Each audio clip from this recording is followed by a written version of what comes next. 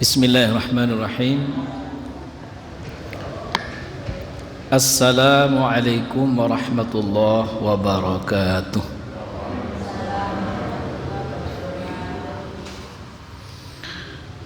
Innal hamdalillah nahmaduhu wa nasta'inuhu wa nastaghfiruh wa na'udzu billahi min shururi anfusina wa min sayyiati a'malina.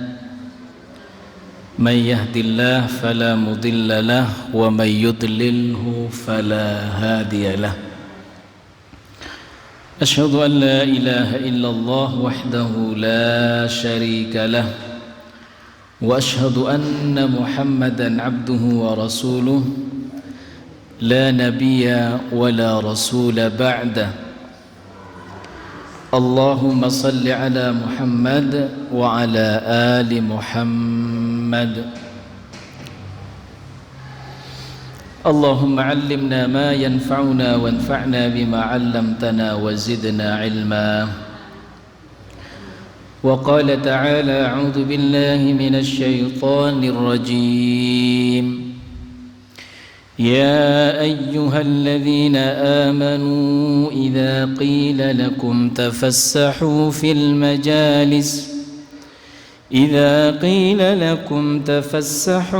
المجالس فافسحوا يفسح الله لكم وإذا قيل انشزوا فانشزوا يرفع الله الذين آمنوا منكم والذين أوتوا العلم درجات.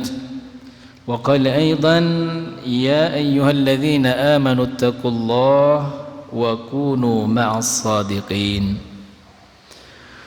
وقال رسول الله صلى الله عليه وسلم من سلك طريقا يلتمس فيه علما سهل الله له طريقا إلى الجنة.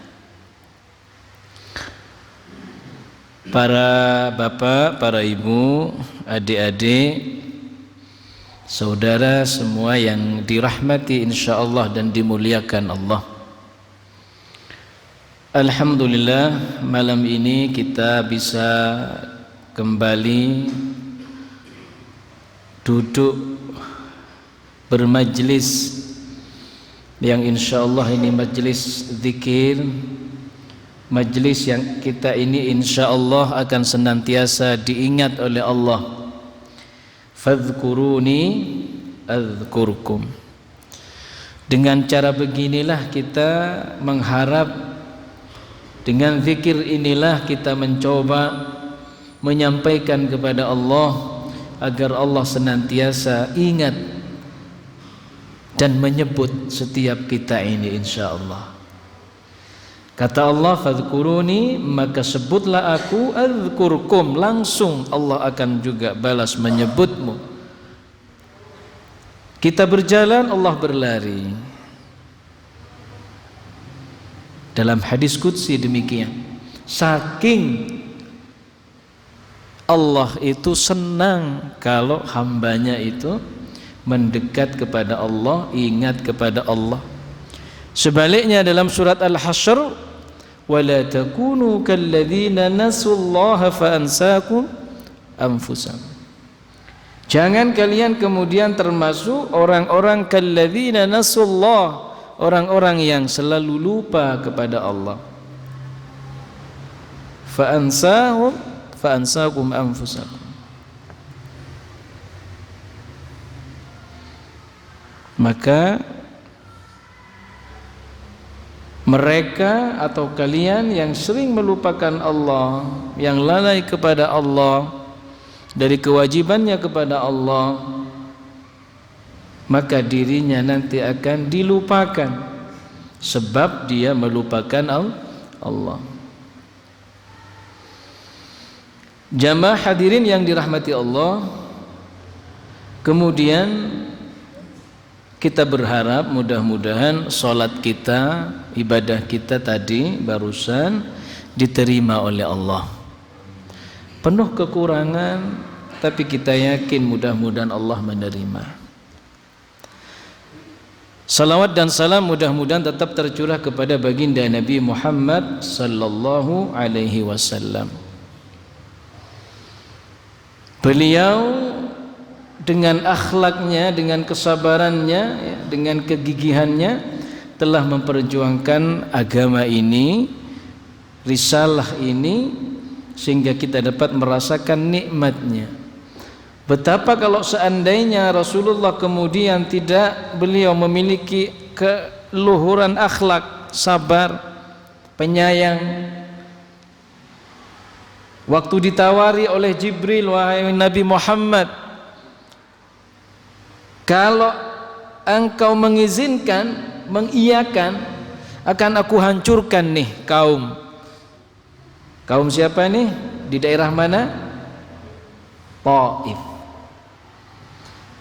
Tetapi karena belas kasih Rasulullah sallallahu alaihi wasallam, sifat penyayang Rasulullah dari sejak kecilnya, yang telah lahir dalam keadaan yatiman, sudah tertanam dalam dirinya sifat penyayang. Jangan Jibril, Allahumma hdi qaumi fa innahum la ya'lamun. Ya Allah, tapi apa jawabannya? Siapa tahu anak cucunya nanti beriman kepada Allah dan kepada risalahku. Terbukti. Termasuk ini Pak, ini baru pengantar, silakan diminum, dinikmati mumpung masih hangat. Termasuk ya, ketika Rasulullah sallallahu alaihi wasallam menyikapi, menghadapi anak-anak kecil, termasuk cucunya sendiri, siapa? Hasan Hussein. Ini terkait dengan anak-anak kecil dan masjid. Nah, coba Pak Ngalil dan takmir pengurus Pak Haji Nuh ini sukses, termasuk divisi ibadah dan dakwah yang sukses, termasuk bagian humas lah kalau bahasanya di sini ya, humas yang senantiasa terus memberikan khidmat kepada para tetangga kita yang membutuhkan. Masya Allah, terbukti. Nah, ketika Rasulullah sallallahu alaihi wasallam membawa cucunya ke masjid, ini pendidikan. Apa yang bisa kita ambil? Alhamdulillah Pak Ngalil dan pengurus, Pak Nuh dan pengurus, Pak Nuh sebagai ketua takmir masih Pak ya. Ya. Ini berbangga, patut bersyukur. Karena apa? Kami tadi melihat di sini, ini softnya, ibu-ibunya ini sudah hampir lurus dengan, mungkin nanti dikondisikan kalau terus bertambah. Anak-anak tadi banyak Pak ya. Ya Bah ya, anak-anak banyak Pak. Dan kondusif. Ketika waladhdallin, amin, tidak ada suara-suara nyeletuk. Padahal itu anak-anak yang belum balik, anak kecil, ada yang balik, ada yang belum. Juga tidak terdengar geruduk-geruduk ketika sujud, tidak. Senyap, khusyuk. Kata Rasulullah sallallahu alaihi wasallam, ini pertanda bahwa Islam ke depan tidak perlu pesimis, masjid ke depan tidak perlu pesimis, karena telah lahir generasi-generasi yang melanjutkan seperti Hasan dan Hussein yang selalu beliau bawa ke masjid. Rasulullah selalu dibawa ke setiap pertemuan-pertemuan penting waktu kecilnya. Begitu juga anak-anak kita. Kewajiban pertama orang tua kepada anak kita, bagaimana anak-anak kita itu kenal dengan Allah, kenal dengan masjid. Jangan sampai anak-anak kita itu mau masuk masjid tuh takut Pak, lihat wajah-wajah kita, gak boleh. Karena itu takmir dan seluruh jajarannya harus menampilkan wajah yang senyum. Apa yang perlu kita lakukan? Anak-anak diposisikan pada posisi yang memang khusus tempatnya anak-anak. Saf depan orang tua, berikutnya orang tua, berikutnya yang lebih dewasa, berikutnya baru anak-anak.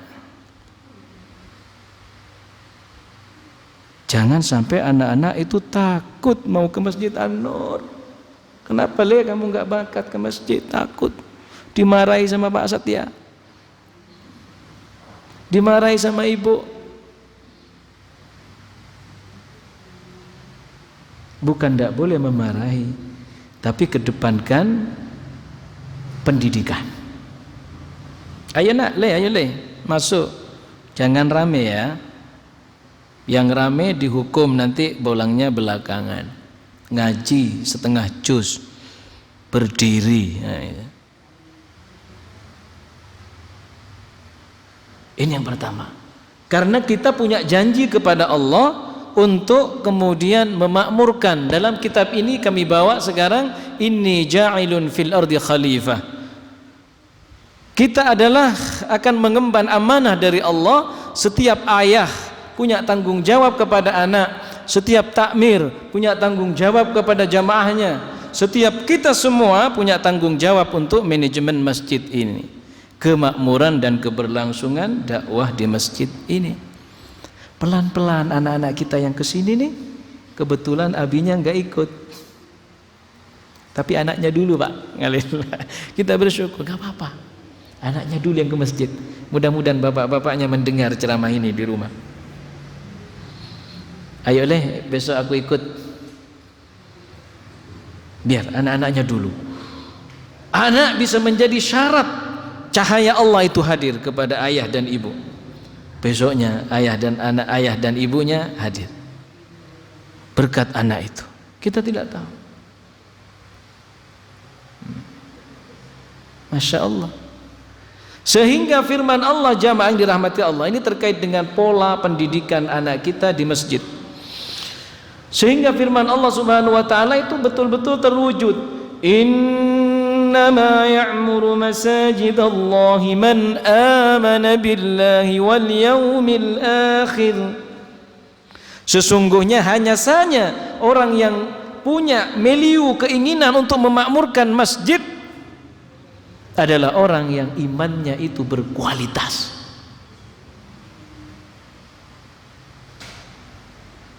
Kepada Allah dan kepada hari akhir. Karena masjid ini tempatnya mengingat Allah, tempatnya kita menangisi dosa, tempatnya kita ini ingat kematian, yaumil akhir. Iman kepada Allah standarnya, kemudian wal yaumil akhir, iman kepada hari akhir sebagai tempat marja' kembali kita yang terakhir kalinya kepada Allah. Karena itu anak harus diseret ke sini. Anak harus dibawa ke sini. Nah nanti itu ruangan di belakang itu mudah-mudahan ke depan tidak lama lagi akan penuh, sehingga pengeras suaranya imamnya itu nanti nyampe ke belakang, biar aminnya tidak terlambat, didengarkan setiap takbirnya imam. Nggih Pak Ngalil, siap? Insya Allah. Untuk apa kemudian masjid ini dibesarkan kalau nggak ada isinya? Mari kita sama-sama berbondong-bondong, bahu-membahu mengajak saudara-saudara kita untuk sama-sama zikrullah di masjid ini, mengingat Allah. Walladzina yaquluna rabbana hab lana min azwajina wa dhurriyyatina qurrata a'yun waj'alna lil muttaqina imama. Ini ceramah ini mendadak Pak Satya, temanya jadi berubah, tapi enggak, nanti terakhir 5 yang harus disegerakan dalam hidup kita itu nanti akhir aja, karena ini lebih penting. Setelah saya melihat tadi begitu dahsyatnya anak-anak kita datang ke masjid. Apa kata Allah? Dan orang-orang hamba ibadur rahman, hamba pilihan Allah yang maha rahman, itu salah satunya adalah mereka yang selalu berzikir, berdoa kepada Allah, memohon hablana min azwajina wa dhurriyyatina qurrata a'yun. Pak, Allah menerangkan dalam surat Al-Furqan akhir-akhir, nanti panjenengan lihat Bu, itu goal kita, pendidikan keluarga, madrasah keluarga kita itu goalnya. Ayo kita sama-sama wujudkan. Apa yang pertama kata Allah? Ini doa orang-orang pilihan. Rabbana, ya Allah ya Tuhan kami, ya Rabb kami, hablana, anugerahkan, lana kepada kami, min, pertama siapa? Min azwajina. Panjenengan sudah punya pasangan? Bapak, berapa tahun sampun mengarungi bahtera? Harus diingat. Ayo, yang nggak ingat bersama ibu berapa tahun? Bahaya. Sempat berapa Pak? 20 tahun. Suka duka Pak ya? Suka terus dan duka. Nah, sedikit aja dukanya Pak ya. Kan orang bermukmin itu selalu bersuka, berbahagia. La khaufun alaihim. Pak Ngalil sampun berapa tahun Pak dengan ibu? Nggih? 20-an juga. Tapi masih terlihat aura baru ya, kayak manten baru. Karena pengaruh apa? Masjid. Selalu dibawa ke masjid. Pasangan kita selalu dibawa ke masjid. Masya Allah. Ini mimpi Pak. Rabbana hablana min azwajina. Panjenengan sudah punya pasangan yang belum minta kepada Allah. Oleh Allah dikasih pasangan satu. Itu disyukuri. Enggak sembarangan. Yang ngasih pasangan siapa Pak? Apa ibu kita? Kita dijodohkan. Ayo, siapa yang dijodohkan oleh orang tua? Angkat tangan. Gak ada. Ada Pak. Sekalipun panjenengan dijodohkan, itu Allah yang membuat kita ini berpasangan. Satu, Allah kasih kita berpasangan, laki perempuan.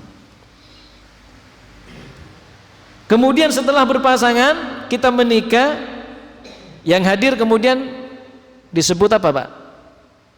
Dari kita berdua ini lahir kemudian zurriyat, anaknya anak kita, cucu, cicit.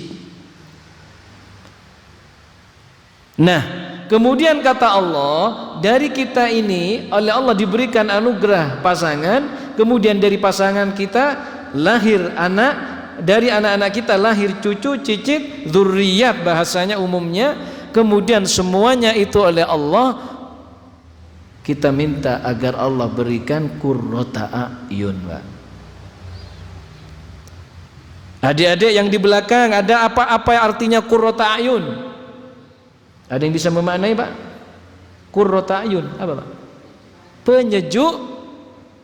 Penyejuk mata dulu. A'yun. A'yun itu ainun, a'yun, uyun. Penyejuk mata.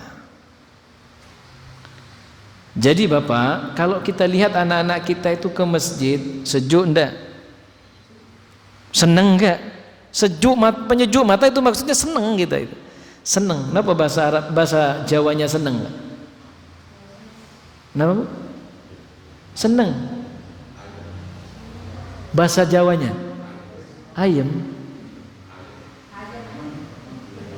Ayem Mbak ya.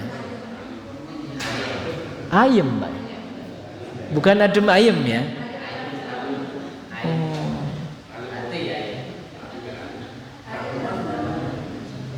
Nyenengin ya, nyenengi Pak ya. Qurrata a'yun tuh nyenengi Pak. Panjenengan jadi suami nyenengi istri, istrinya nyenengi kepada suami. Idza nazarta sarratka, kata Nabi, standarnya kalau kamu lihat dia, istrimu, wanita yang solehah itu, kalau kamu tatap dia, iya itu menyenangkan. Sebaliknya kalau kamu tatap suamimu tuh enggak garang tapi menyenangkan. Itu standarnya. Nah, ini qurrata a'yun Pak. Kemudian kita mulai dari rumah, bawa ke masjid, qurrata a'yun dari masjid, Masya Allah dilatih. Kemudian kata Allah penutup doa itu, waj'alna lil muttaqina imama. Masya Allah. Jadi tujuan akhir, ending dari perjuangan pernikahan keluarga kita itu adalah semua menjadi imam bagi orang yang bertakwa. Siapa yang enggak senang? Jamaah yang dirahmati Allah, pengajian Masjid An-Nur yang berbahagia, mudah-mudahan sabab anak-anak kita tadi, masjid kita oleh Allah Subhanahu wa taala ini sudah banyak jamaahnya, namun terus oleh Allah akan ditambah berdatangan ke tempat ini, agar para pendiri yang telah mendahului kita, para penggagas, ustadz-ustadz kita rahimahumullah lahum yarhamuhumullah, Mudah-mudahan mereka semua yang telah kembali kepada Allah senantiasa dalam rahmatnya Allah, ya, di surganya Allah, mengalir jariah beliau-beliau, ya, apa yang telah beliau ajarkan sejak dulu kepada kita ini, mengenal Allah, mengenal salat, mengenal ibadah-ibadah yang lain, itu Masya Allah tabungan bagi beliau-beliau insya Allah. Kita sebagai penerus, mari kita betul-betul memperjuangkan tempat ini, baik ibadahnya, mahdhahnya, baik sosialnya, insya Allah. Dari masjid kita bangkit, kan begitu tagline-nya panjenengan. Dari masjid kita semua bangkit, insya Allah. Kemudian di hadapan Allah kita bangkit membawa nilai-nilai masjid. Salat kita, zikir kita, tilawah kita, sedekah kita, infak kita, zakat kita, dan semacamnya. Ibadah kurban kita, puasa kita sebentar lagi. Ini sudah sebentar lagi puasa. Bulan apa Pak puasa? Ya, Juli, Maret, April, insya Allah Ramadan. Ya, Januari, Februari, Maret. Ini sudah akhir Desember. Sebentar lagi masuk Januari, Februari, Maret. Mari kita persiapkan. Ya, mari kita persiapkan. Zaman dirahmati Allah, kemudian kita masuk pada tema, ya, di mana ini terdapat dalam kitab Hilyatul Aulia karangan Syekh Abu Nuaim Al-Asbahani hafizahullah. Beliau menyebutkan dalam kitabnya perkataan seorang alim yang bernama Hatim Al-Asam. Apa perkataannya yang kemudian diringkas menjadi 5 hal yang harus disegerakan? Kata beliau, kana yuqal al-ajlatu minasyaitan. Ketergesa-gesaan bisa dikatakan dari setan. Illa, kecuali kata beliau, fi khamsin, dalam 5 perkara. Ya, dalam 5 perkara. Al-awwal, kata beliau, yang pertama adalah it'amut ta'am idza hadara adh-dhaif. Yang pertama Pak, yang harus kita tergesa-gesa, ya, artinya bahasanya kita segerakan. Kata beliau, kata Al-Hatim, Syekh Hatim, ya, Al-Asam, menyajikan jamuan makanan, ya, at-ta'am idza hadara adh-dhaif, ketika ada tamu yang silaturahim ke kita. Nah Bapak, yang pertama nyegerakan jamuan, makanan, hidangan kepada tamu. Nanti kita syarah, kita perpanjang, ya. Yang kedua kata beliau, ats-tsani wa tajhizul mayyit idza mata.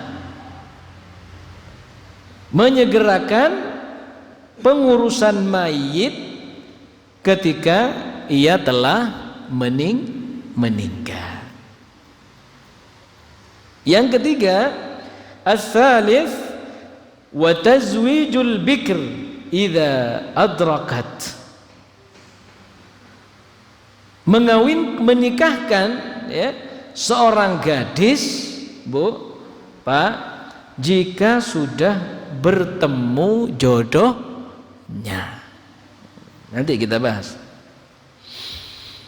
Ar-rabi', yang keempat, qada'id dain idza wajab. Segera melunasi hutang kalau sudah jatuh tempo, wajib. Yang terakhir, al-khamis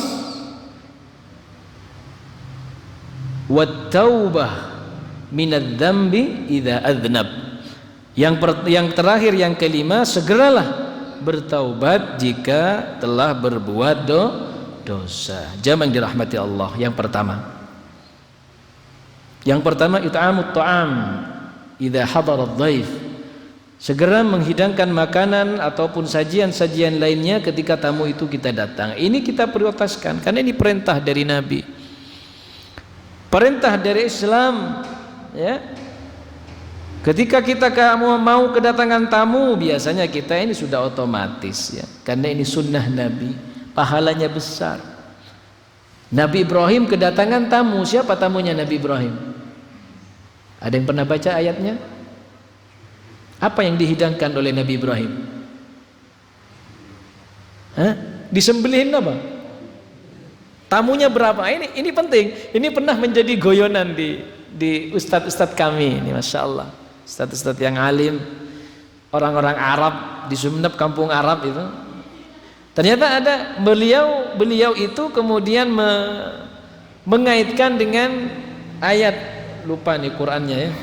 Di sini ada Qurannya. Ketika Nabi Ibrahim kedatangan Andhaifi Ibrahim, ketika Nabi Ibrahim kedatangan tamu, dalam tafsir itu kemudian Nabi Ibrahim menyembelih sapi atau kambing, Pak? Kambing, ya, anggap kambing lah. Tamunya datang berapa orang, Pak? Yang datang ke Nabi Ibrahim berapa orang? Ayo, berapa orang? Insya Allah ini, ya. Tapi oleh Nabi Ibrahim sampai disembelih kambing, ya. Saking senangnya, ya, dan memuliakan sang tamu itu. Tidak tahunya tamunya itu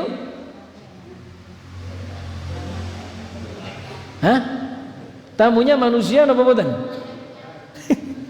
Dimakan enggak? Kata teman-teman guru-guru kami itu yang di kampung Arab, loh ini yang datang panjenengan juga, ini Nabi Ibrahim sangat, karena yang datang adalah alim, orang yang alim, hamba yang alim, hamba yang abid, ahli ibadah, orang yang saleh, maka diberikan yang terbaik. Ya, kalau kita yang menyesuaikan lah apa yang kita miliki. Kedatangan tamu kita mungkin masa langsung ambil sapi, nyembelih sapi, tamunya hanya 2 orang, ya enggak juga. Mungkin ya beli setengah kilo, sama-sama juga sapi, ya, daging sapinya, gitu loh. Kan gitu. Pesannya di sini bukan pada wahnya, ya, tetapi kepada respon kita, kesiapan kita setelah dapat info ada tamu. Nabi Ibrahim nggak dapat info sebelumnya, nggak ada. Ya, langsung beriktikad baik, beliau langsung sembelih. Kita orang yang bertamu sekarang kadang begini, Pak. Dia tanpa mengabari, benar nggak? Tiba-tiba datang. Apa alasannya? Biar tidak ngerepotin, kan gitu. Tapi itu lebih merepotkan. Bener nggak? Lebih baik menginformasikan sebelumnya, biar sekalian kita repot. Tapi siap, daripada datang ujug-ujug datang, lalu dengan bahasa jangan repot-repot. Itu biasanya kita itu nggak boleh begitu, nggak baik. Ini kami apa ya, kasih tahu, Pak, ya, kalau mau bertamu kabari dulu. Itu bagian dari etika istidzan namanya dalam surat An-Nur. Ini penting, Pak, ya. Mau bertamu itu paling tidak, Ustaz, Bang, Dek, saya besok lusa 3 orang ya, sama nimasnya ini sama dan sebagainya, dijelaskan berapa orangnya itu dijelaskan. Biar hitung-hitungannya tuan rumah itu juga tidak meleset. Ini penting, ini adab. Sampai sebegitunya gitu loh Islam mengatur. Tiba-tiba datang satu penter gitu kan, ya kita nggak siap, maka nggak disuguhi, kita nggak enak. Jauh-jauh datang gitu kan, itu tambah repot tuan rumah. Tambah repot. Ini satu, Pak, ya, satu. Ikramud dhaif, memuliakan tamu, itu pahalanya luar biasa. Yang kedua, mengurusi mayit. Ini sering terjadi di masyarakat kita. Ini harusnya dibuat semacam Pak ya, penyuluhan lah.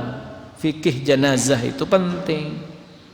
Betapa pentingnya, betapa pengennya si mayit itu segera Pak jumpa dengan Allah. Kalau tahu kita perasaan si mayit itu Pak, ya, itu pengen segera dikubur. Sebentar, ini si bungsu masih ada di luar kota, luar Jawa, masih ada di Sulawesi. Berapa hari lagi, kira-kira 3 hari lagi nyampe. Ditaruh dulu Pak si mayit, nggak kasihan panjenengan. Sementara malaikatnya itu sudah panjenengan pulang dari pekuburan, dari minal maqbarah, dari kubur, beranjak berapa kaki kata ulama ya, itu malaikat sudah hadir mendatangi si mayit untuk memproses selanjutnya soal-soal malakain itu, pertanyaan-pertanyaan 2 malaikat, man rabbuka ya, wa ma imamuka wa ma qiblatuka wa ma dinuka wa man ikhwanuka, kan begitu. Jadi jangan, ini perintah ini berdasar kepada hadis Nabi dafnihi ya. Bagaimana kemudian ketika mayit itu sudah tiada, maksud hamba Allah itu sudah sakaratul maut, sudah tiada ya, pastikan dia sudah meninggal dunia, segera diurus, mensucikannya ya, memandikannya, mengkafaninya, mensolatinya, sekaligus langsung menguburkannya. Merintih Pak, minta disegerakan tuh, kalau tahu segerakan, ayo segerakan, lari gitu. Makanya memang sunnahnya itu yang membawa keranda itu memang berjalannya lebih cepat, bukan lambai-lambai itu, lebih cepat, segera. Jadi itu Bu, catatan ibu, ahsannya, baiknya itu tidak hadir di saat-saat penting gitu ya, serahkan kepada kecuali tergantung nanti jenazahnya ya, jenazahnya. Karena menghindari terjadinya ratapan, menghindari terjadinya kesedihan mendalam, itu biasanya seorang ibu, seorang wanita gitu kan, perasaannya lebih terbawa ya, perasaan. Zaman dirahmati Allah menyegerakan pengurusan mayit. Kemudian yang ketiga, tazwijul mar'ah ya. Yang ketiga adalah tazwijul bikr. Bikr itu Pak ya, bikr itu gadis ya. Menikahkan anak perempuan jika sudah berumur dan sudah bertemu jodoh. Nah, nggih Bu, nggih. Dalam rangka apa? Ini tidak kemudian menjadi beban pertanggungjawaban kita kepada Allah lebih berat. Ya. Lebih berat. Karena apa? Masa-masa yang lama ya, apalagi panjenengan anak gadisnya, putrinya itu kemudian dinikahkan masih ditunangkan dulu, dan waktunya bertahun-tahun tunangan. Itu nopo baik Pak? Baik boten? Baik Bu? Kurang baik, bahkan tidak baik, karena akan menimbulkan banyak fitnah. Pelan-pelan itu merasa terlalu dekat nanti. Pelan-pelan, tanpa hari, tanpa bulan, itu seakan-akan nanti nggak ada sekat, boncengan, pegangan, itu sudah seakan-akan boleh, padahal itu jangan sampai. Karena itu disegerakan anak gadis yang sudah bertemu jodohnya. Kata Rasulullah SAW dalam hadisnya, "Idza atakum man tardawna dinakum." Kalau sudah datang kepada anak gadismu seorang laki-laki yang saleh, yang kau lihat agamanya sudah apik, bagus, tardawna dinakum, akhlaknya bagus, maka segerakan, kata Rasulullah SAW. Kalau tidak, maka akan khawatir fitnah itu menimpa keluargamu. Apalagi saat-saat ini kita ini gempar, bangsa ini gempar, generasi anak muda kita ini gempar. Di mana-mana terjadi tindakan asusila. Ya, tidak perlu kami sebutkan, panjenengan sudah pirsa, sudah tahu di mana kampus-kampus terjadi, universitas perguruan tinggi itu terjadi.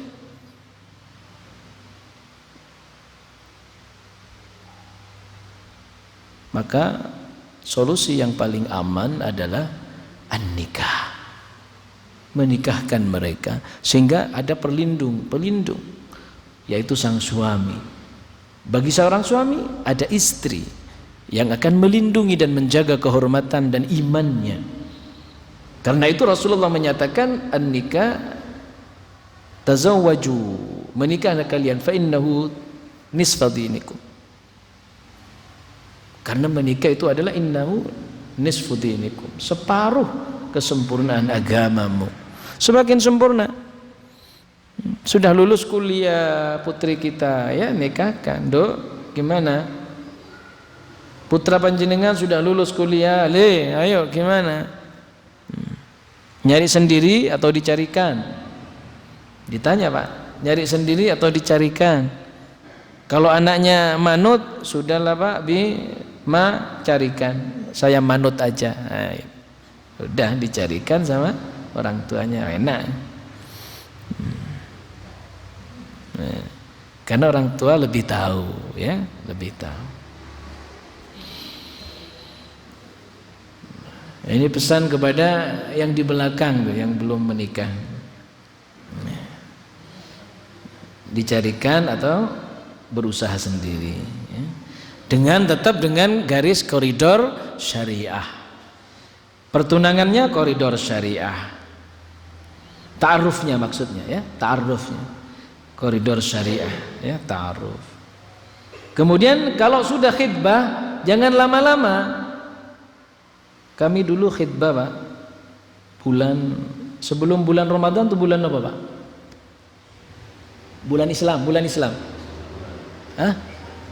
Safar, ya, Safar, Sya'ban, sampai lupa ini. Muharram, napa Pak? Muharram, pertama Muharram, Safar,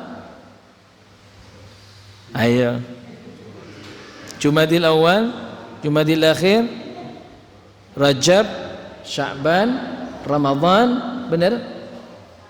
Syawal, ya, Dzulqa'dah, Dzulhijjah. Enggak ada yang ketinggalan, ya. Karena sering lupa karena kita jarang di murojaah, ya. Muharram, Safar, Sya'ban. Jadi khidbah karena Ramadan, Pak Satya, ya, jadi sebulan setelahnya bulan Syawal kami menikah. Jadi khidbahnya selang khidbah itu hanya 1 bulan karena mau Ramadan. Dipercepat, Pak Ngalil, ya, maksud. Ya, setelah khidbah langsung akad, ya, dipercepat. Itu bagus, ya, semakin cepat. Karena kalau semakin lama itu biasanya ada hal-hal yang menghalangi biasanya, Pak. Macam-macam gangguan, fitnah macam-macam, sehingga nanti bisa-bisa gagal, kan eman, gagal, nggak jadi, ya, nggak jadi akad, nggak jadi menikah. Itu yang ketiga, yaitu adalah tazwijul bikr, ya, tazwijul bikr, menyegerakan anak gadis kita, khususnya ini gadis. Kenapa disebutkan di dalam kitab ini gadis dulu? Gadis. Kenapa, Pak, Bu? Kenapa harus gadis disegerakan? Kenapa kok enggak pemuda gitu, yang laki-laki? Bisa jawab, Bu? Kenapa anak gadis harus disegerakan kalau udah ketemu jodohnya? Pak, kenapa anak gadis, Pak? Karena anak gadis adalah mutiara, permata, intan permata. Yang laki napa, Pak? Yang laki biasa, perak ya. Perunggu.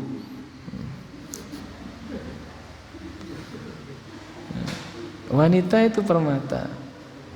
Permata, suci. Lecet sedikit bahaya. 12 yang lecet, Pak, di sana. Panjenengan perso? Iya, disebut. Oh, Ibu baca berita, lecet. Saya bahasakan lecet ya biar tidak terlalu sakit. Lecet. Kalau sudah lecet itu alamat sudah masa depannya buram. Karena itulah wanita, anak gadis kalau sudah sampai waktunya dan ketemu jodohnya siapa, saleh baik, segera. Biar tidak lecet. Karena intan, permata. Setelah itu dibungkus dengan rapi karena mutiara. Kilauannya jangan sampai dinikmati orang lain. Kalau laki-laki ya sudahlah apa adanya. Hisabnya lebih berat.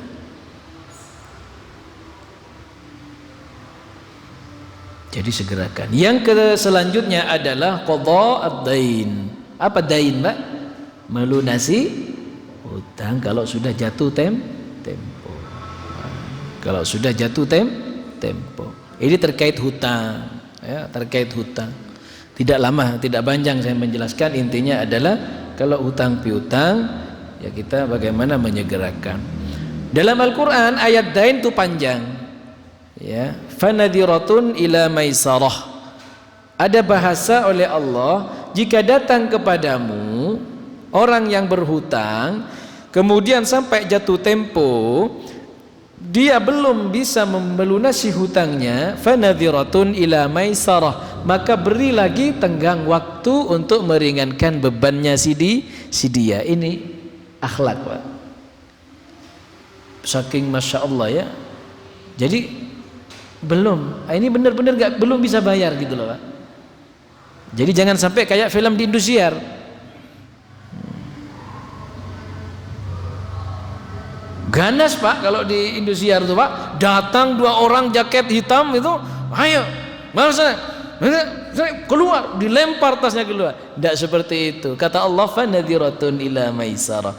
Yang memberikan utang, kalau si orang yang hutang itu belum sanggup bayari, kamu kasih ke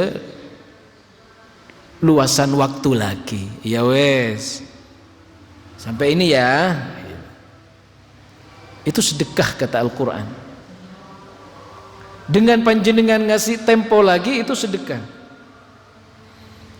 Ya, tapi juga kita yang meminjam juga harus faham dan tahu. Nah, bagaimana dengan upah pekerja? Rasulullah Sallallahu Alaihi Wasallam jangan sampai menjadi hutang kepada pekerja, Pak. Ini, Pak, terutama yang punya proyek. Banyak orang yang kerja borongan. Apa kata Nabi? Apa kata Nabi, Pak? Orang yang bekerja ke kita sebelum kering noponya, Pak? Keringatnya itu sudah harus dibayar. Ada yang lebih baik lagi kata Nabi, sebelum bekerja sudah dibayar dulu. Wah, ini ya 1 hari ini 120. Selesai. Itu, Pak, kalau panjenengan pakai teknik yang begitu, orang yang bekerja itu semangat kalau dikasih duluan shiftnya, anunya apa namanya itu, iya, itu akan semangat kalau panjenengan kasih duluan. Keringet ya. Begitu ya akhlak Islam. Apalagi sampai pekerja, orang buruh misalnya, waduh, gak dibayar berbulan-bulan, itu kan kasihan. Yang terakhir jamaah dirahmati Allah, wa taubatan. Wat taubah dan taubat idza adnabta, jika kamu telah melakukan dosa. Jadi yang kelima yang harus disegerakan, ini puncaknya adalah taubat apabila kita telah berdosa kepada Allah Subhanahu wa taala. Kita diperintah untuk segera bertaubat atas dosa yang telah kita perbuat. Ketika kita berdosa, kita jangan santai, kita jangan diam, cuek, sehingga kita lupa memohon ampun kepada Allah. Kata ulama di kitab ini, ya, farhaka bidzambi ashaddu indallahi minadz-dzamb. Apa artinya, Pak? Farhaka bidzambi, perasaan amanmu dan tenang dan bahagiamu dengan dosa yang telah kamu perbuat itu di sisi Allah lebih berat dari dosa itu sendiri. Bisa dipahami maksudnya?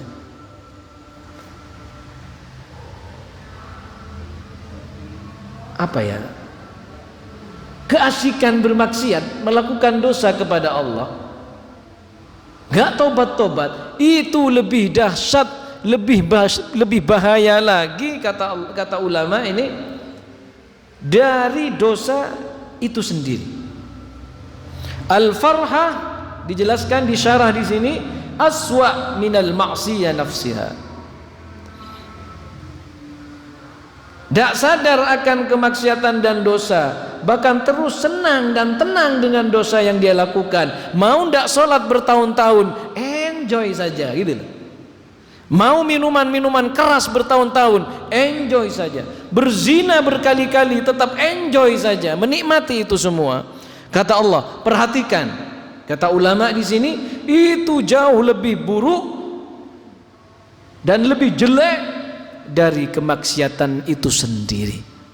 Jadi sifat, sikap perasaan kita senang bermaksiat itu yang lebih berbahaya justru, kata ulama. Wa hadza min khuturatil ma'siyah, ini bentuk bahaya dan sadisnya kemaksiatan itu. Wa dhahika syaitan wa anta taf'alu dzam, dan setan itu akan tertawa terbahak-bahak melihat kamu senang melakukan dosa itu. Menarik, Pak, di sini Masya Allah dibahas tentang bagaimana jatuhnya Adam dan Hawa karena permainan tipu daya setan. Setan menjadikan tanpa indah, yang haram tanpa halal, yang buruk tanpa indah, yang pahit tanpa manis. Itu diterangkan di sini. Kapan-kapan kami jelaskan. Intinya adalah jamaah yang dirahmati Allah, kami sedikit ulas konsekuensi daripada kemaksiatan yang akan dirasakan oleh pelaku al-asi, orang yang bermaksiat. Dalam hadis Rasulullah sallallahu alaihi wasallam ada beberapa ini. Yang pertama, pelaku maksiat itu tidak akan disukai oleh orang-orang yang beriman.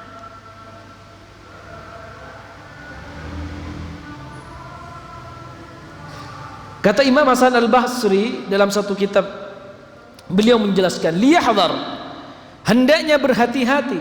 Siapa itu? Ahadakum min amril ma'siyah, dari kemaksiatan, ayyal'anahul mu'minin wa huwa la yash'ur, di mana dia akan dibenci di tengah-tengah umat sementara dia tidak merasa.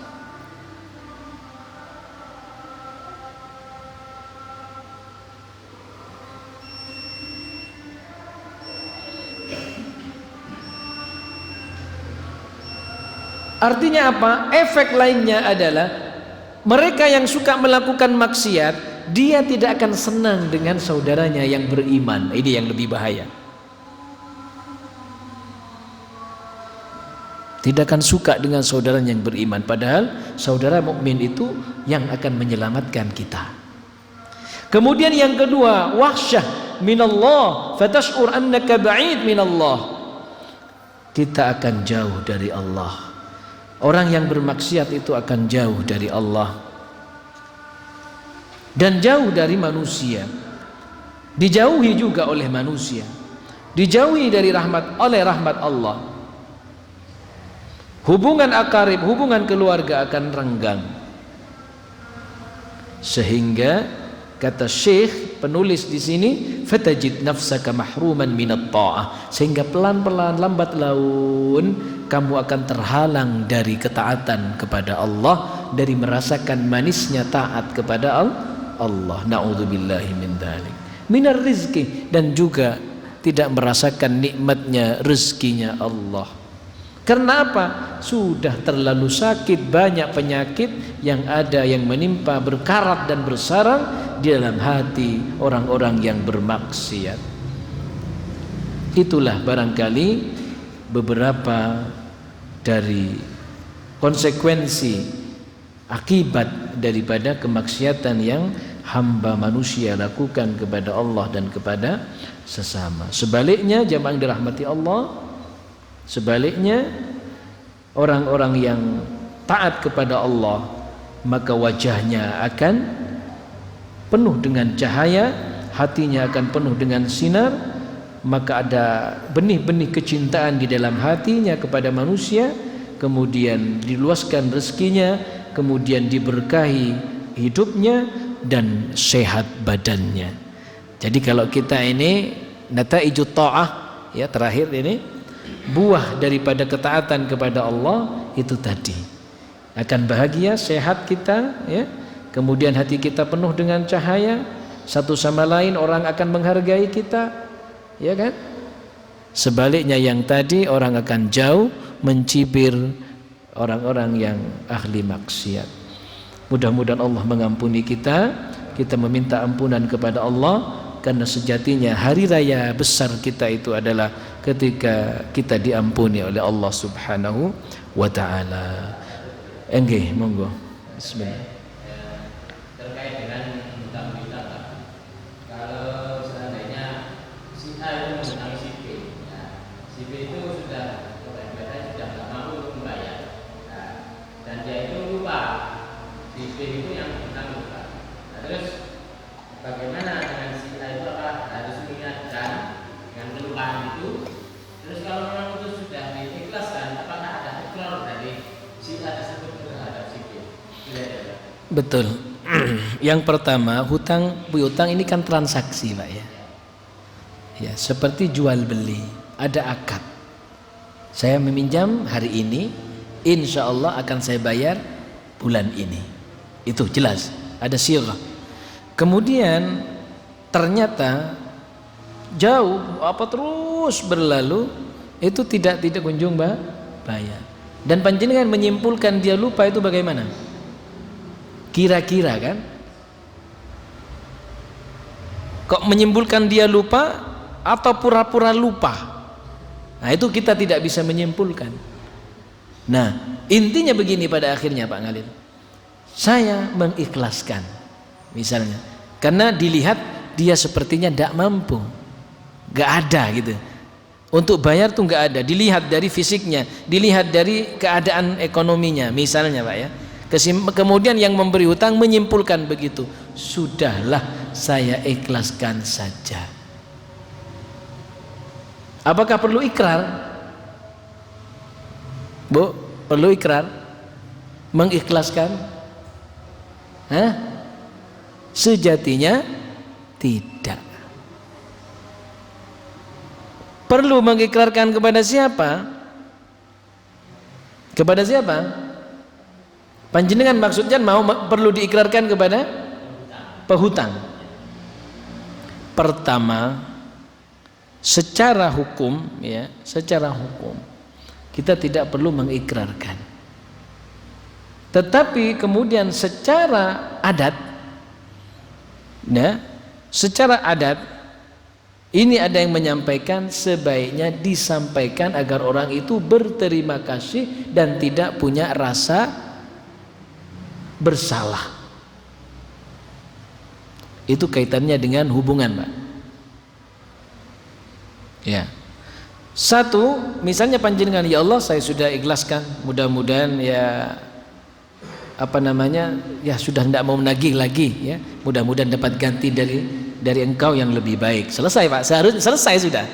Tapi panjenengan menginginkan ya agar ini selesai juga, mereka itu tahu, dia itu tahu. Dan juga kita ini mau menolong dia gitu. Nah ini penting Pak kalian. Silahkan. Tidak ada larangan, bahkan ini baik. Karena ini nanti akan membantu dia untuk kemudian, oh gitu Pak, saya nggak enak Pak, mohon maaf Pak, sudah nggak apa-apa ya, mudah-mudahan ini sudah saya ikhlaskan, kamu tidak usah ganti lagi ya, doakan saja saya mudah-mudahan dipermudah. Oh ya Pak, makasih dan sebagainya, mudah-mudahan Allah memberi dan mengganti dengan yang lebih baik dari jumlah yang saya pinjam misalnya. Selesai Pak, tanpa sip itu. Nah itulah karena ini adalah seperti halnya transaksi Pak ya, transaksi. Begitu kira-kira Pak Ngalin, diikrarkan itu bukan dengan orang pengutang ya, itu tidak menjadi sebuah keharusan, tetapi itu adalah cara untuk menyelesaikan. Satu, panjenengan tenang, yang kedua si penghutang itu sudah tenang dan aman, karena persoalan hutang itu bukan persoalan sepede. Begitu kira-kira. Allah alam. Jelas Pak ya? Jelas insyaallah. Baik, kita akhiri karena sudah masuk azan Isya. Mudah-mudahan Allah terima ibadah kita. Mudah-mudahan Allah catat amal kebaikan untuk kita duduk-duduk ini ya, kemang-kemang sedikit ya, insyaallah ini bernilai ibadah dan kita semua disehatkan oleh Allah. Mari kita akhiri majlis dengan doa kafaratul majlis. Subhanakallahumma wa bihamdika asyhadu an la ilaha illa anta astaghfiruka wa atubu ilaik. Assalamualaikum warahmatullahi wabarakatuh. Bismillah.